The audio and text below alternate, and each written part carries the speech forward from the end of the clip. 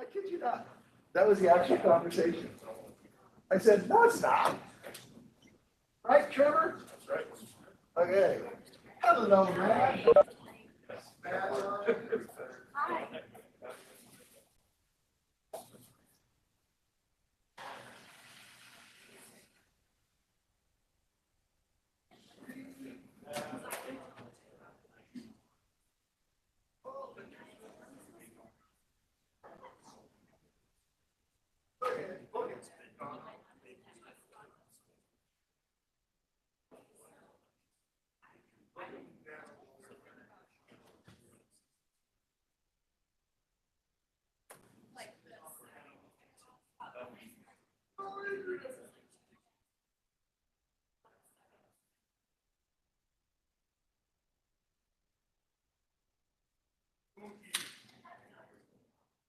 Hi. Two. Release.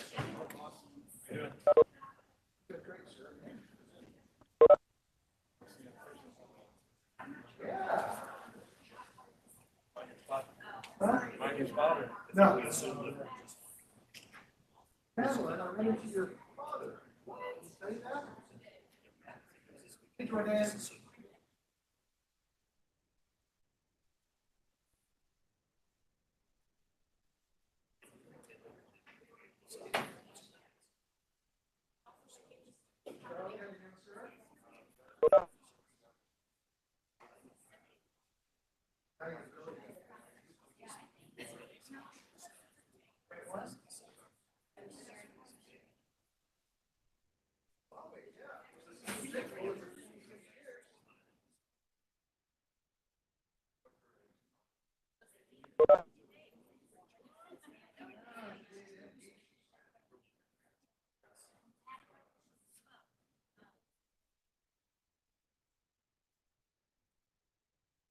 Well, you know,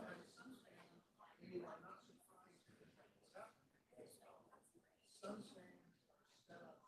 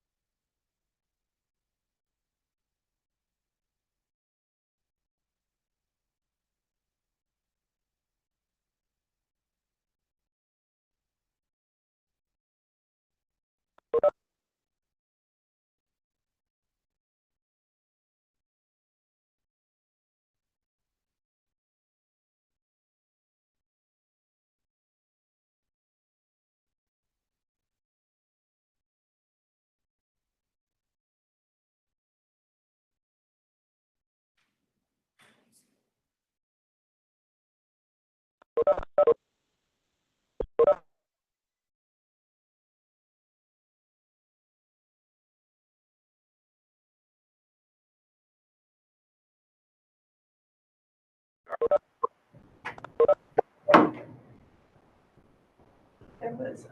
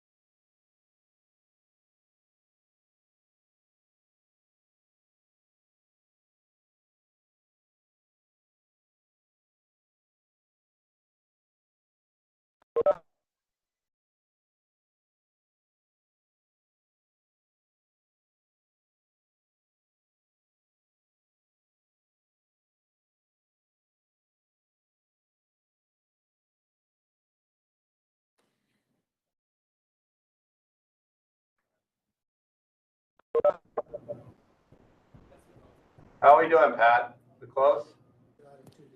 Yes, sir. We're doing okay. I'm just going through the list Oh, okay. real quick.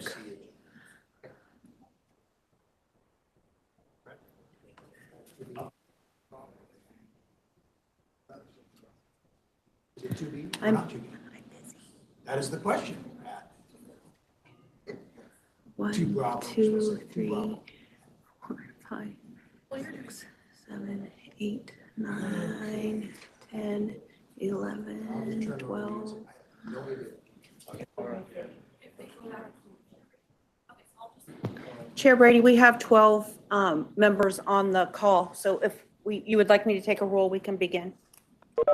Yeah, would you please start the roll call, please? Okay. City of Avondale, Charlene Pinella. Here. Thank you. City of Buckeye, James Shano. Here. City of Chandler, Ryan Peters. Here. City of El Mirage, Autumn Grooms. Town of Fountain Hills, Dave Trimble. Here. Town of Gilbert, Mary Goodman. Here. City of Glendale, Kevin Phelps. City of Goodyear, Julie Cairns. Here. Maricopa County, Jacqueline Edwards or Cameron Dowling. Cameron, yes. Here. Thank you. City of Mesa, Chris Brady. Here? City of Peoria, Eric Strunk. Here. City of Phoenix, Mario Paniagua. Here. Town of Queen Creek, Bruce Gardner. Here. City of Scottsdale, Mark Melanchenko. Here. City of Surprise, Mike Gent. Here. And City of Tempe, Stephen Methan. Here. Chair, we can proceed. All right, thank you, everybody. We will commence the Transit Management Committee and Rail Management Committee meeting at this time. We want to welcome everybody to the March meeting. If committee members would like to ask a question or make a comment during the meeting, please type your comment in the box and it will be read aloud and answered. All meeting attendees, please mute your computer, microphone, or your phone or your mic. All right, first item, public comment. Public will be provided an opportunity at this time to address the committees on non-agenda items and all agenda items. Up to 3 minutes will be provided per speaker, unless the chair allows more at his or her discretion. We'll have 15 minutes for all speakers will be provided. Pat, do we have any public comment? Yes, Blue Crowley is in the room today. All right, Mr. Crowley, you have 3 minutes. Thank you. I would like to start off with part of the reason that you are a maturated committee is so that you do things multimodal. And when I see how the rail continues to progress and not have any connectivity to on the west end of it, 5 routes, how is that being multimodal? And when I see also when you guys are addressing things on this committee, how often is it that it's the rail? If you're multimodal, you know, I understand parts of that, but it's a part of the process where instead of the Valley Metro getting the attention and the expansion and the development that it should, and I understand that's because all of your communities don't feel it's a necessity to fund expanded bus service within your own communities. Otherwise, you would have taken it to a vote and done that. I recall way back when that the city of Peoria, when we had developed the Prop 400, went to the board and said, here's what we have. And the mayor of Peoria said that he could not support it to bring it to a vote because there was no reason that Valley Metro and the bus system needed to get any taxes because he was totally against raising taxes for anything. So when I see that your commitment of your communities is what, and then we do get to see the rail parts of it, I need you to, like I said, serve the master of multimodal, not just, well, this is what we have to do as a city, and get the job done correctly. You can ask Pat. When it comes to multimodal, I'm the one that got the bike racks on the buses. And why was that? So that when you got done using the bus, if you still had to go further, you could use the bike to get there that you had put on the front. But then, like I said, with the development of these new routes for the rail, is there any reason that when it crosses a bus route that you didn't plan to make it multimodal? Or is it that what master you serve is, well, it's the rail and it makes it easier for the rail and quicker rather than the one of you need to be multimodal and make a system for the region and yourselves. See you in about whatever. All right, thank you. Next item, oh, we do have any more public comments, Pat? No, sir, that's it. All right, so we'll move to item number 2, Chief Executive Office Report, Mr. Smith. Thank you, Mr. Brady, members of the Management Committee, welcome. Very short and sweet CEO's report today. Last Thursday, I was privileged to be able to ask at the request of Congressman Greg Stanton to host the House Transportation and Infrastructure Committee Chairman Peter DeFazio of Oregon. There you see him in between Mayor Corey Woods of Tempe and me. And Chairman DeFazio was treated to a first look of the Tempe Streetcar. We had a streetcar at the corner of 3rd and Ash, and he was able to tour that and been given the history, and Mayor Woods talked to him about the impact of light rail and streetcar on development in and around Tempe. We then boarded the light rail and went into Mesa, where we enjoyed a nice lunch in downtown Mesa, and also were given an update and report by Mesa staff and by Mesa Mayor John Giles. In talking with Congressman Stanton afterwards, he said Chairman DeFazio was duly impressed and with both the way our system runs and with the impact it's had on our communities, both development-wise, culturally, everything else. He was especially interested in some of the technical factors of our integration of our streetcar and our light rail, specifically the hybrid system which runs on batteries for about a little over a mile of the 3.1 mile stretch, but especially in 2 locations where in the only place in the US we have a streetcar that crosses a light rail track at a 90-degree angle. And he was especially interested in that. But he was also especially pleased with the report on the impact that light rail had had.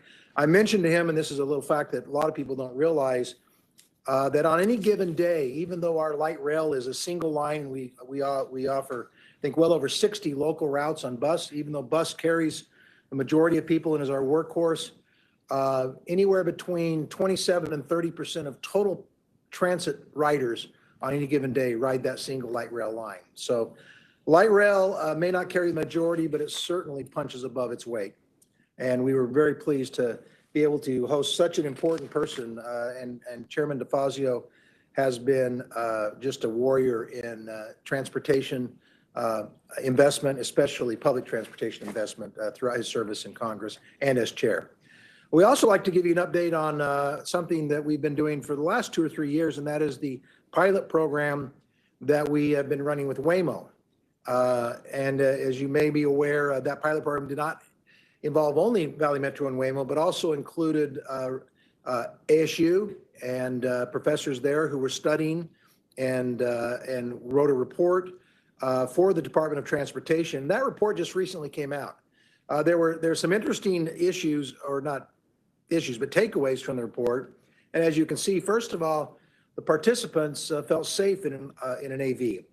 They found that the AV services were more convenient and they would be comfortable riding alone. And the purpose for our pilot was twofold. First of all, to better understand how autonomous vehicles will and might and probably will fit in a long-term transit strategy, especially as we have cities and others in Valley Metro who look at microtransit and other more efficient and cost-effective ways of providing transit services where bus routes are not feasible or they just don't make sense. There's no doubt that microtransit will become a bigger deal in the next 1, 5, 10, and certainly 20 years, and autonomous vehicles will have a major impact on that. And the second thing is to see the interaction between autonomous vehicles and public transportation. We see part of that microtransit and point-to-point transit will be people being able to take autonomous vehicles on demand from their place of work, study, or home to a light rail platform, a bus stop, a transit center, wherever it is. So they truly do have connectivity with our transit system, which they might not have now if they have to drive a car and park it in a park and ride, or there is no park and ride where they want to connect to the transit. So we're very, very happy. The link is on the bottom of that page, and even if it's little in your packet, I know you have a link to go to the report if you're interested to see what other findings this report issued in relation to that pilot program. Just a little update on our upcoming schedule. As you can see, the Audit and Finance Committee meets tomorrow. One big item of note is that the board meeting has been rescheduled from March 17th to March 24th. And this is primarily to accommodate many of our members who will be attending the National League of Cities meeting in Washington, D.C. And that will be, our board meeting will be preceded by a study session on our budget. Our staff, Jim and Tyler, have been working diligently with your staffs, both Transit and Finance, to go over and to formulate our fiscal 22-23 budget. And they've taken some unique approaches to how we're reporting that out to both you and to our board, trying to highlight items of change and in a way that has never been done before. So we're looking forward to that board study session and just wanted to let you know that that is on the calendar. Mr. Chair, that is my report.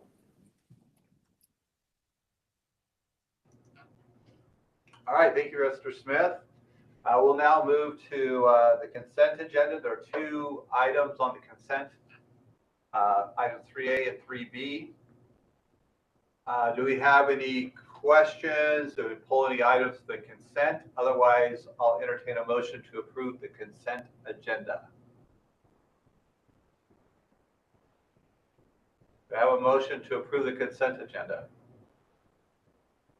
I'll move approval. Eric from Peoria.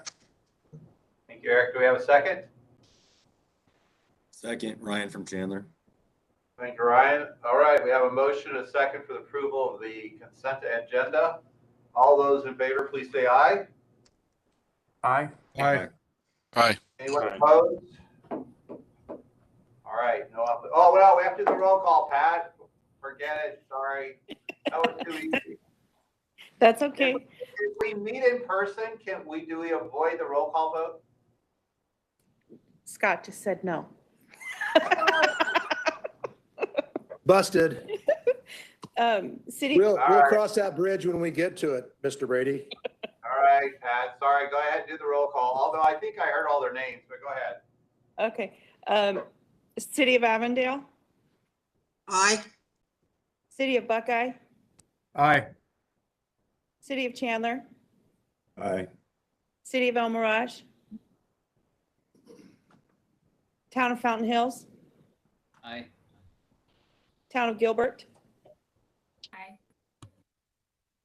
City of Glendale, City of Goodyear,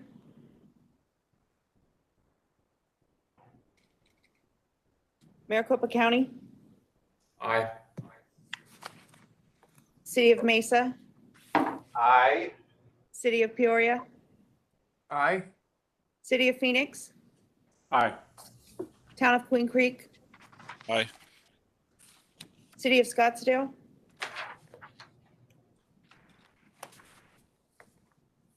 City of Surprise, Yes. City of Tempe. Yes. Chair, the motion passes. Thank you, Pat. We'll now go to item number 4, proposed fare policy change for streetcar. Mr. Smith, will you introduce this item for us, please? Thank you, Mr. Brady. Many people may not be aware, but our fares and our fare system is enacted by policy with the Valley Metro boards and with the introduction of our streetcar, hopefully in the next few weeks. We've been faced with formally updating that fare policy to incorporate changes that are necessitated by the fact that we will have a new service on the system with its unique fare policy. I'm going to turn it over to Tyler Olson, who I believe has a presentation to explain the proposed changes that are presented to you for your action. Tyler? Yes, thank you, Scott. Good morning, committee members.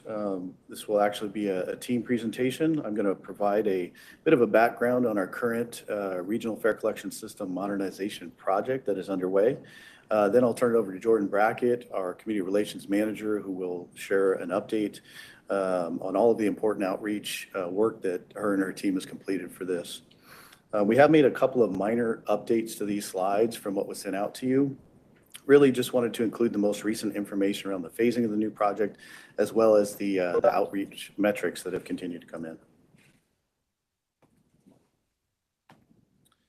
All right, so just a quick refresher on the overall project. Over the last several years, we have worked collaboratively with City of Phoenix and your city staff, incorporating input through Fare Policy Working Group, committees and boards, as well as workshops throughout the region. Our top goals for this project were to improve fare media control and functionality for our customers, have a system that is flexible and expandable, utilizing open architecture so we can modify with the growth of the system as well as technology. We also wanted to include innovative fares for customers, such as mobile ticketing and fare capping. With these goals in mind, we will eliminate paper passes by introducing mobile ticketing and reloadable smart cards to all riders. We'll also have a true point of sale control over reduced fare, which we're really excited about, so that you can only purchase reduced fare if you've applied for and been approved by agency staff, that you meet the eligibility requirements for that. We also want to minimize the use of cash by offering additional sales channels. As we know, collection of cash does create costs for the region, and we want to keep costs down. Next slide.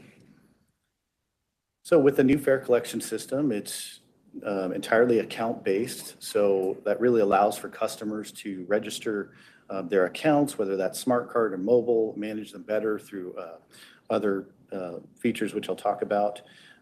Essentially putting stored value on transit cards and mobile accounts. There's also new hardware, both ticket vending machines, as well as new validators on board each bus in the region, as well as all rail locations. And the new sales channels that I mentioned, mobile ticketing, our retail network that we have today does sell paper passes, but that will be replaced with the future network, just like a Starbucks card that you can get at the, cards, sorry, Circle K, whatever it is. Yeah, essentially you'll see a Valley Metro card there, and you can pick that up and load value onto it. We'll also have a public website where riders can register their cards, set up auto loading, view transactions, and manage their accounts. Next slide. Okay, so this is one of the new slides that I mentioned that wasn't included in the presentation. However, I think it's great info to understand the timing and magnitude of this project. Essentially, there are two phases. The first phase really is around installing those validators that I mentioned on all bus fleet and rail stations, really setting up the infrastructure for the mobile app launch which will have minimal ticketing. We'll have one-way and day passes, and that's scheduled to launch in December of 2022. We're really excited for that launch. We want to have a great kickoff to this program ahead of the Super Bowl, which will be in town a couple months later. For the second phase, the reloadable smart card will be available to all transit customers. That's when the new TVMs will be installed, ticket vending machines, the retail network will be in place, and we'll have the full-blown mobile ticketing app and public website. Also newly added to this phase are the new fare boxes will roll out with phase 2 as well. With this changing system, it's our opportunity to update the fare policy as we move through these phases. The policy update will include the addition of the streetcar for today's presentation, which is really the most important since we expect to launch passenger service this spring. So with that, I'm going to turn it over to Jordan Brackett, our Community Relations Manager, so she can give you an update on the outreach efforts. Thank you, Tyler. So like Tyler said, I'm here to really provide specific information about the fare policy outreach information, specifically as it relates to the streetcar outreach. As Tyler mentioned on the previous slides, there are several elements of proposed fare policy changes for which we will need to gather public input. But again, for today, we are really just focusing on the fare policy changes related to streetcar and the outreach associated with those items. The outreach for those other elements for proposed fare policy changes will likely occur later this year in advance of the validator and mobile ticketing phase 1 implementation that Tyler mentioned. On this slide, you can see that we are looking at implementing this proposed fare, which is $1 for a full fare single ride or 50 cents for a reduced fare single ride. This will follow an introductory free fare period once that streetcar begins operations. All this information was shared as part of the survey for our respondents to weigh in on. Regarding our methodology, as part of this federally mandated outreach process, there were a couple of very key elements that we needed to make sure were incorporated into our outreach. So number one is a public hearing that allows for accommodation for ADA and LEP limited English proficiency audiences, as well as a full 30-day comment period for the public to weigh in on these proposed changes. Additionally, we utilized quite a wide mix of in-person and digital outreach tactics to ensure coverage of our incredibly diverse community here in the Valley. So for example, the public hearing actually took place virtually and was available in both English and Spanish. And we had our survey teams and our customer experience coordinators out working in person with our riders to make them aware of the survey and solicit their input throughout January. We also targeted folks via social media advertisements, in addition to promoting through our own social media pages.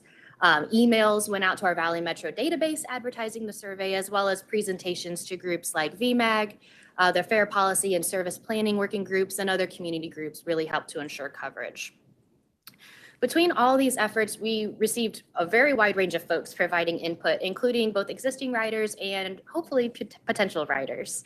Our in-person efforts were focused, as one would guess, in Tempe and Mesa, especially in consideration of the future streetcar extension study that's been in the works for some time now. But in addition to that, we also made sure that we had folks receive the survey both in Phoenix and other Valley cities, as while we recognize the need to focus on the immediately affected Tempe community, the streetcar will be part of the regional system, and it was very important that our outreach was also regionally representative. Next slide, please. And with that, we'll get into my favorite part, the data. So outreach for fare policy changes related to the streetcar have been completed. The following results on the next two slides are from a combination of survey inputs, including the in-person intercept surveys, the website self-serve survey, and the virtual public hearing survey. So in total, we had 418 participants in the in-person surveys, 1,338 participants in our website survey, and 62 participants from the public hearing survey. On the screen are two charts that depict respondents' perceptions of streetcar as of this time. So I'm going to start actually with the chart on the right. Survey respondents were asked about their awareness of streetcar as a new service in general. About 1/4 of the intercept riders were aware of the new streetcar service. However, over 2/3 of those who responded online reported they were aware of the new service. And actually, the highest percentage of awareness of the streetcar was actually in the public hearing survey, with 92 participants being aware of the streetcar as a new service. On the chart on the left, riders were asked if they were likely to use streetcar in general, regardless of fare. At least 2/3 of all participants were either very or somewhat likely to ride the streetcar when services begin this year, with the public hearing participants coming in at the highest percentage of 82%. Audiences ranged from 8% to 24% in the unlikely to use streetcar categories. Next slide, please. Thank you. For these survey questions, respondents were asked about the fare pricing. Again, $1 for a full fare single ride or 50 cents for the reduced fare single ride. And if the knowledge of that pricing would impact their likelihood to use streetcar. So just over 1/3 of all respondents felt knowing the streetcar fare pricing makes them more likely to use the streetcar in the future. Another 4 in 10 respondents said it would make no change in their likelihood to use the streetcar. About 1 in 5 public hearing and website survey respondents said that this knowledge would make them less likely to use the streetcar, while only 1 in 10 of our in-person respondents said this knowledge would make them less likely to use the streetcar. On the chart on the right, respondents were asked, based on the knowledge of available fares and the proposed cost of the streetcar, which type of fare they might be most likely to use if they did use streetcar. The majority of the intercept and public hearing respondents reported that they would use the one-day pass or the specific streetcar fare if they decided to use the streetcar. Website respondents were far more likely to say that their fare choice just depended on the type of trip they were taking.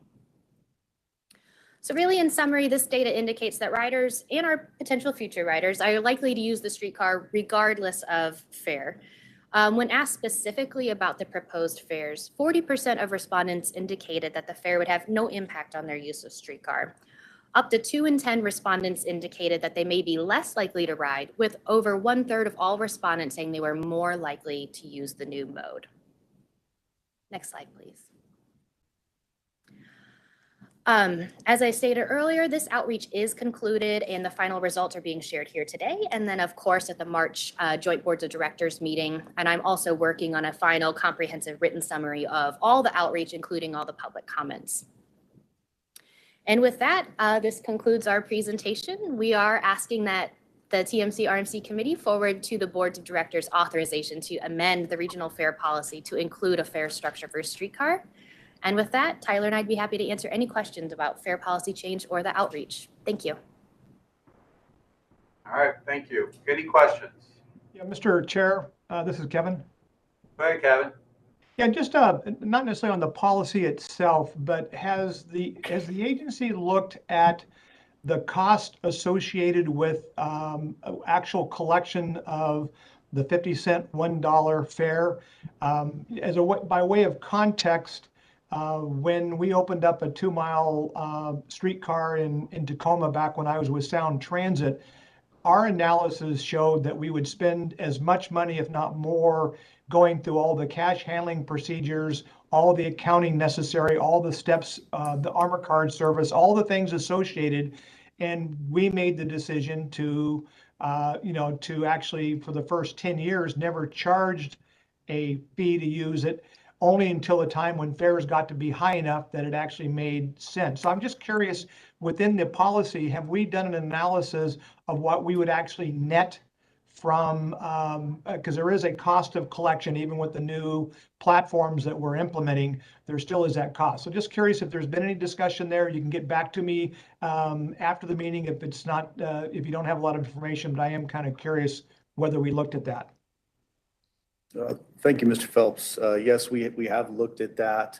Primarily before the pandemic, our ridership was stronger. And of course, this being, half the cost of a regional fare, obviously the fare collection or fare recovery is going to be a bit lower just out of the gate. And of course, working with City of Tempe staff who have, funded a portion of this project and will fund the operations and maintenance staff, keeping them in mind. Their goal is to maximize fare recovery. But yeah, we can certainly look at those numbers. I don't have them at the top of my head here, but certainly can share that with you.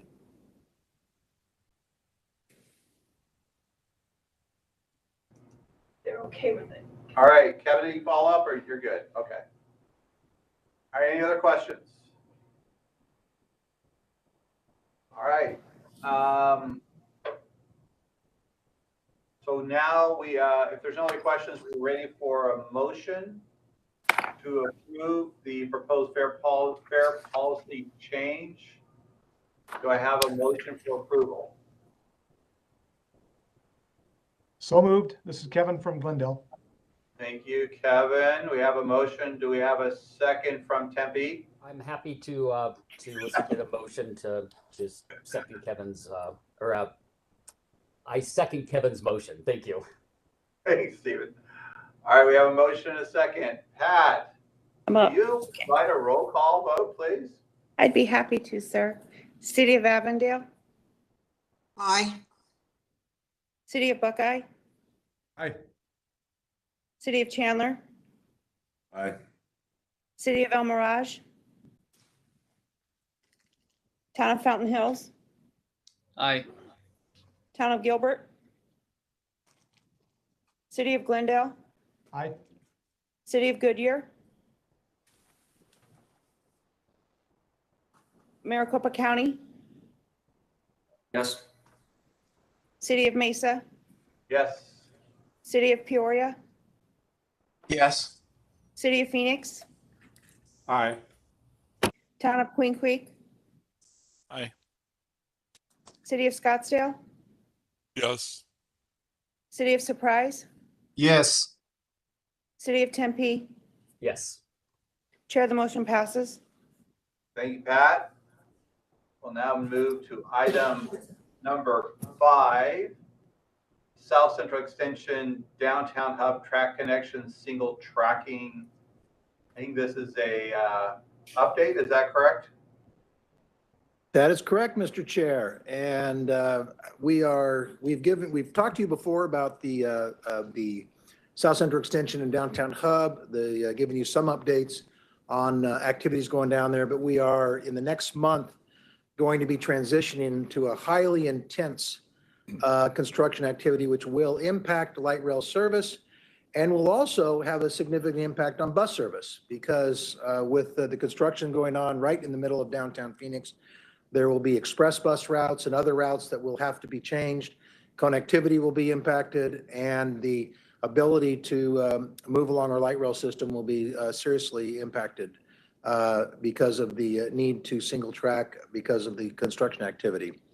So we thought it would be good to give an update before that started, and I'd like to turn it over to Luis Mota, who is our project manager on that project. Luis? Okay. Thank you, Mr. Smith. Good afternoon, morning. Okay. So next slide, please. Today, we're going to go through just a quick highlight of the agenda, just a quick overview. Some of you already were at the project, but talk about a little bit about the scope, what those adjustments that Scott alluded to are, get into some of those traffic detours, and then summarize it up with a communications plan for that with Madeline will cover that. So for the quick overview, it's probably something you guys have already seen before, just a quick 5.5 miles, extending the project from, extending the rail connection from downtown to baseline. And there is a key element to this, aside from connecting South Central to downtown, is the downtown hub is a key element of this project. So next slide. Oh, there it is. Okay, thank you.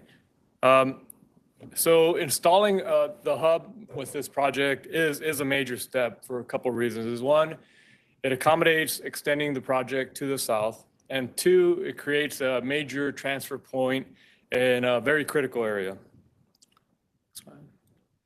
Currently, we changed directions in downtown, and upon completion, as you can see on the right, Valley Metro will be able to operate as a more mature 2-line system. This will provide a north-south line, an east-west line, a transfer point I referenced, and the ability to expand to the west. Thank you. Overall, to facilitate that new 2-line system, we'll have to install 19 new pieces of special track work at these general locations. The first 6, shown here with the purple check marks, have already been completed at McKinley and 5th Street. Those were built back in February of 2021. We're currently in the process of integrating those, testing them, certifying them, and make sure we activate them ahead of, for the new crossover loops, ahead of the work that we're talking about. Next slide. Thank you.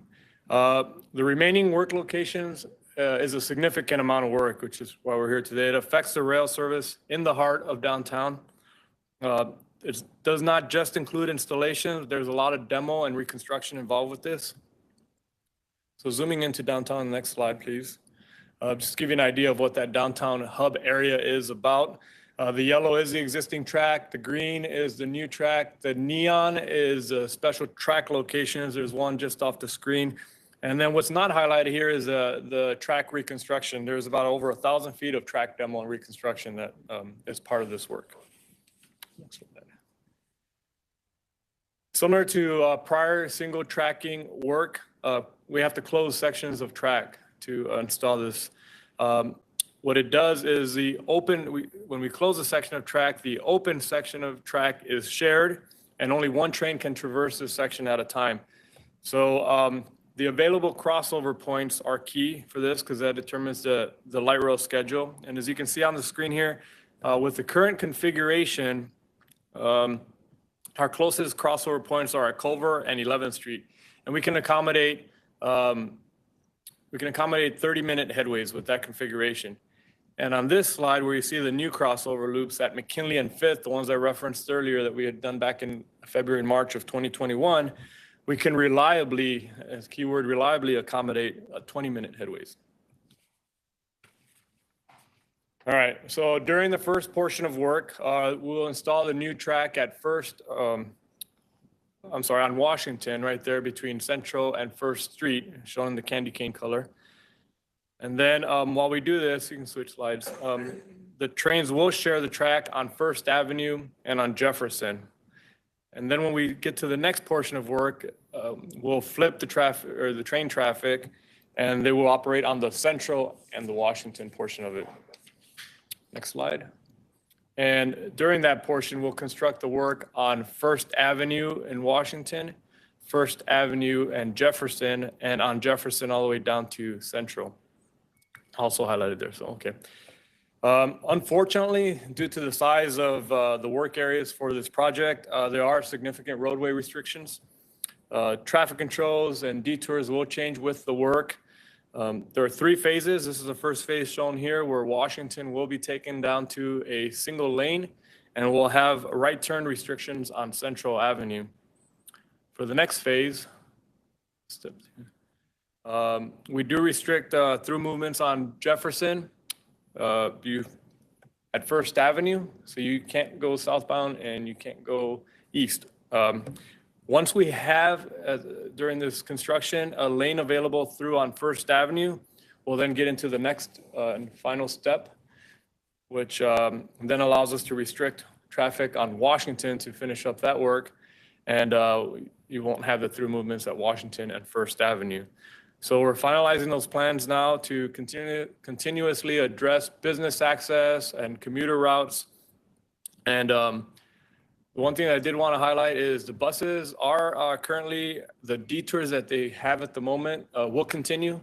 We don't have any plan changes for the bus detours. So that's one thing that we had analyzed and make sure it's going to work out pretty good.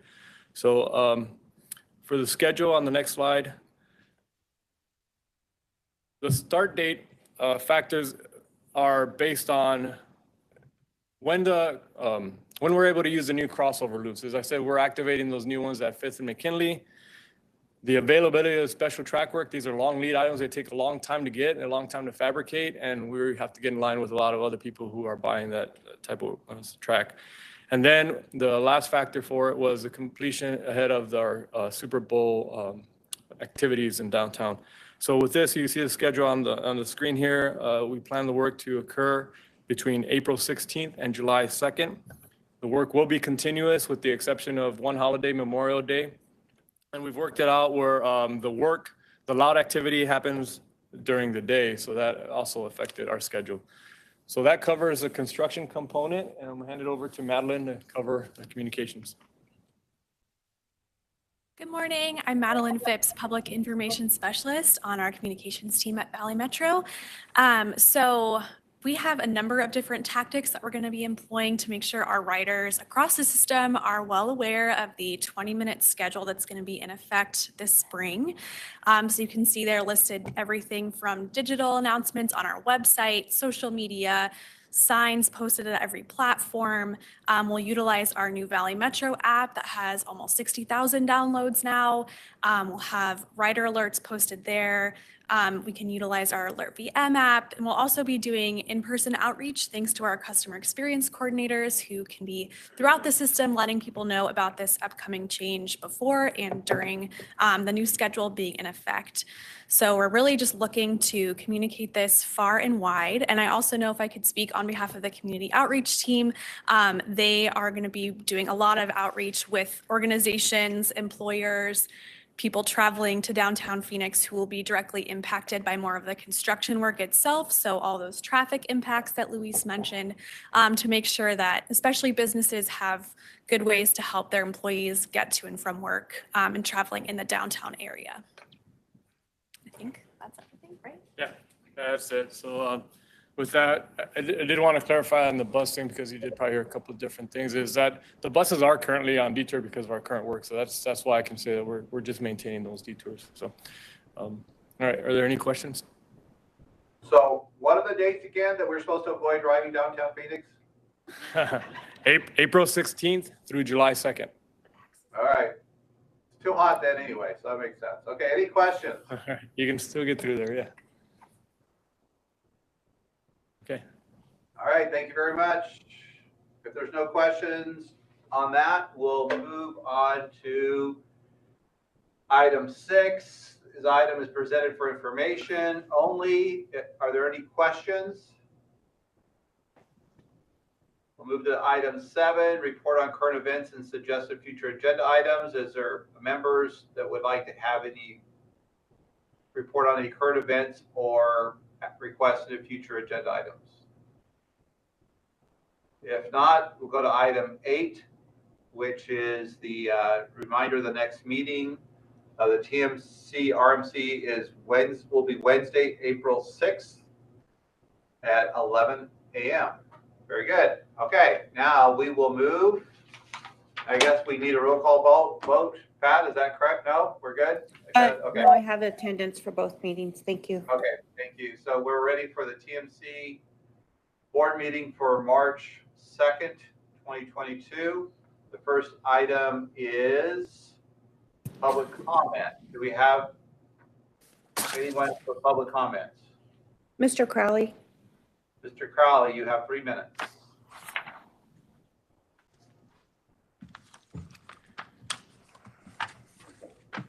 Thank you. And the agenda item I will be discussing is 2B.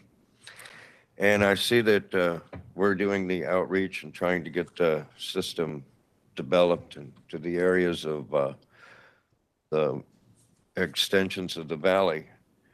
But I'm also looking at that supposedly, eventually, you're going to get back to having a rural route for Wickenburg. And the sooner the better that happens. Well, if you do get that rural route to Wickenburg, you have to have what? Just the same or level of service better, which means that you're going to have to now do paratransit from what would be milepost 143 up to milepost 111. Now that's what, 35 miles. So as we're doing, you're trying to get the different people to work with you and get the job done and correct. I don't see where you're also trying to get the plans that way too. When we put the Prop 400 together for the bus and the connectivity, one of the things was that Fountain Hills was supposed to have circulators and connectivity. Well, you finally did get that done, but I don't see where Anthem, Tonopah, Queen Creek, they've ever been addressed. You know, it is supposed to be a regional system, and I do understand that with mass transit being a socialistic feeling and idea that your different municipalities do have a hard time getting around to funding and doing the job. But as you are the ones that do run this thing, I need you to, as you're planning, understand that with what you're doing there, also have it ready to be expanded and done right. And to reaffirm with all your planning, where is it that the rail, with the extensions that they're doing, is being multimodal? And why wasn't it championed that way? As I asked a long time ago, what master is your executive director going to serve? And for me, I've always seen that it's rail that's his baby and the bus is a second thought. So please, with the new one that you get, make it a multimodal person, please. All right. Do we have any other public comments? None. No, Okay. sir. So we're moving to consent agenda. I do think staff has an update on item 2B. Is that correct, Mr. Smith? Yes, Mr. Chair, thank you. Yeah, we have some recent information that might significantly impact item 2 Bravo. And so I'm going to turn over to Jim Hilliard to give you an update on that. Jim? Thanks, Scott. Good morning, Mr. Chairman, members. Yep, as Scott mentioned, this issue's had a couple of zigs and zags over the last week or two, including one just this morning that we thought we'd share with you today and request your consideration of. So to quickly summarize the issue, you may recall several months ago, the board approved Valley Metro issuing an RFP that would combine the reservation and scheduling functions for the paratransit and ride choice programs.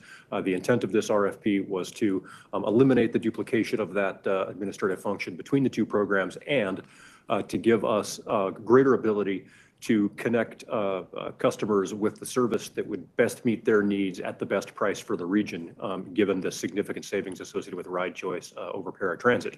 So we did so.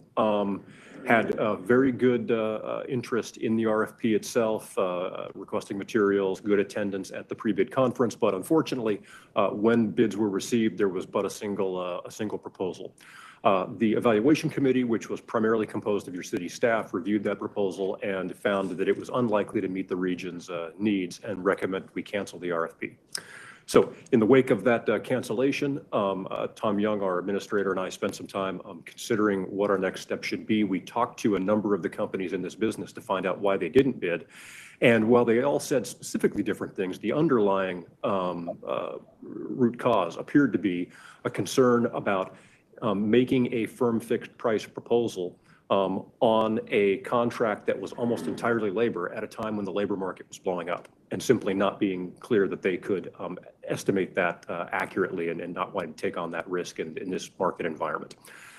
So with that in mind, we were concerned that reissuing this same RFP in an effort to get more bids was going to result in essentially the same result, and therefore put together the memo before you requesting essentially an extension of the two existing programs, paratransit through an extension of its through the exercising of an option year on its current contract, and ride choice through a quick RFP to solicit new proposals because our current ride choice contract was sole source and can't be extended. This would essentially buy time for the labor market to settle down so that we could go back to the original plan of issuing an RFP to consolidate these functions. So we made that proposal to RTAG. RTAG essentially had no questions. Post RTAG, Transdev, the paratransit contractor, contacted us with a significant request for contractual changes that would have impacted their costs. So once that request was made, we thought it prudent to table the request to exercise the extension of the paratransit contract until we had dealt with that request, so that the costs that we were presenting to the board would be clear at the time the board made its decision.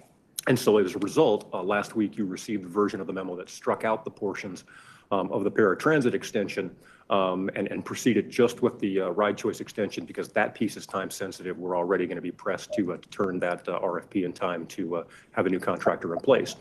Since then, Mr. Young has spent quite a bit of time visiting with Transdev executives, and this morning they contacted him and said, okay, we understand your concern. We'll drop our request for all these contract changes, and we'll stick with the original contract.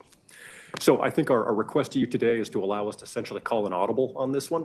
Going back to the original motion to both authorize the CEO to issue an RFP for the ride choice contract, but also to extend the paratransit contract for 1 year, buying us time for the labor market to settle down so that we can proceed with the original plan. So it's been a dynamic couple of days, but I think we're pleased that we seem to be back where we started from.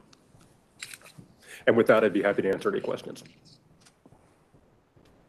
Yeah, let me know when you think this labor shortage inflation is settled down. I'd love to know that. So We'll get right on that, Mr. Chairman. yeah, okay. Any questions on this item? All right. So this is the consent. Do I have a motion for approval? Move to approve the consent agenda. This is Mike Jenks, surprise. All right, we have a motion for approval. Do I have a second? Second. Kevin. Okay, did you get that, Pat? No, I didn't catch who made the second. This is Kevin. Julie, I'll do it. But I think Kevin. Julie. I heard Okay. Julie. Where's Julie? Where's Julie? Okay, got it. All right, so we have a motion. We have a motion and a second. Pat, please take a roll call vote. Okay, City of Avondale. Town of Buckeye, or I'm sorry, City of Buckeye.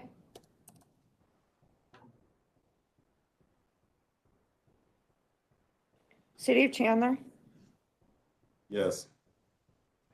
City of El Mirage. Town of Fountain Hills, Aye. Town of Gilbert. City of Glendale, Aye. City of Goodyear, Aye. Maricopa County, Aye. City of Mesa, Aye. City of Peoria, Aye. City of Phoenix, Aye. Town of Queen Creek, Aye. City of Scottsdale, Aye. City of Surprise, Yes. City of Tempe. Yes. Motion passes. Thank you, Pat. All right, we are ready for item 3, which is report on current events and suggested future items. Agenda items, does anyone have anything they would like to hear or report on? If not, we'll move to item 4, which is next meeting. Next meeting is Wednesday, April 6th at 11 a.m. Okay, we are now ready to move to Rail Management Committee. Thank you for all the others who have participated.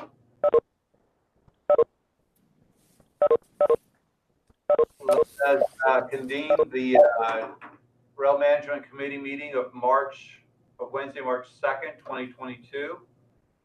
Pat, do we have any public comment? Yes, Mr. Crowley. Mr. Crowley, you have 3 minutes.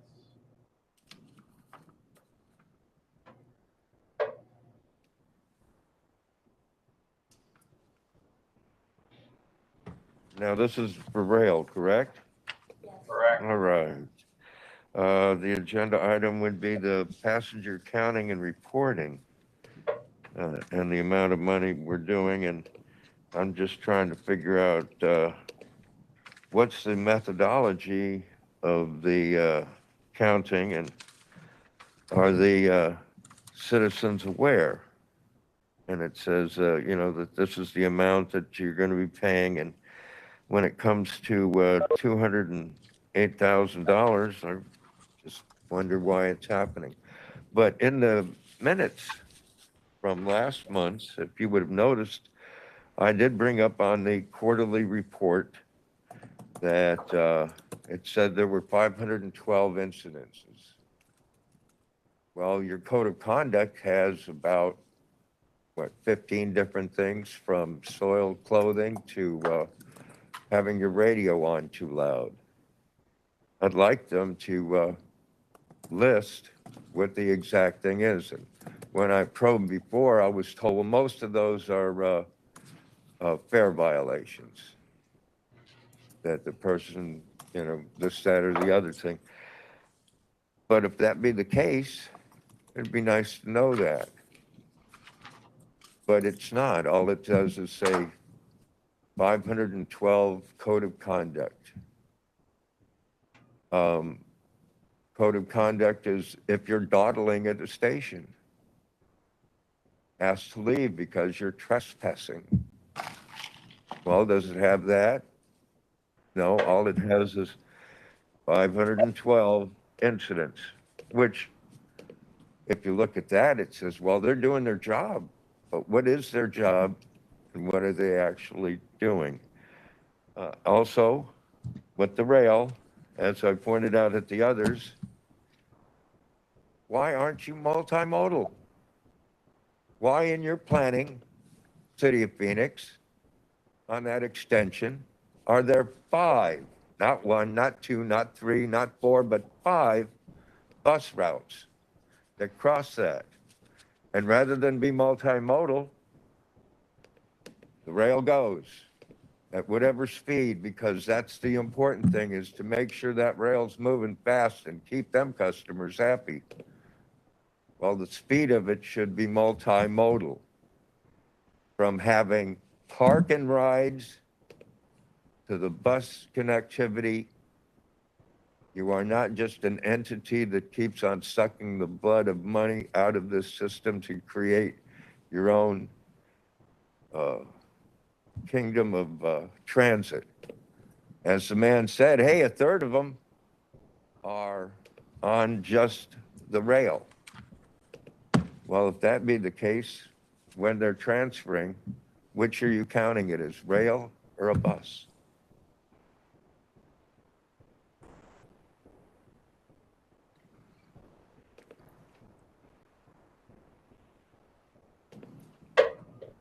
That it? Okay. Sorry, I don't have a visual, so I'm not sure what's going on. All right, we're ready to move to the consent agenda. We have 2 items, 2A and 2B. Do I have a motion for approval on the consent agenda? This is Mario. I move approval of the consent agenda. I have a motion. Do I have a second? I'll second that. Thank you. All right, we have a motion and a second. Pat, will you provide a roll call vote, please? City of Chandler, Yes. City of Mesa, Yes. City of Phoenix, Yes. and City of Tempe. Yes. Motion passes. Thank you, Pat. Now we'll move to item 3, a report on current events and suggested future items. Does anybody have anything they'd like to discuss? If not, we'll move to next meeting. The next meeting of the RMC is scheduled for Wednesday, April 6th at 11 a.m. Thank you, everybody. Thank you, Pat. everyone. Thank you. Have a Bye. good day. Thank you. Thank you. Thanks.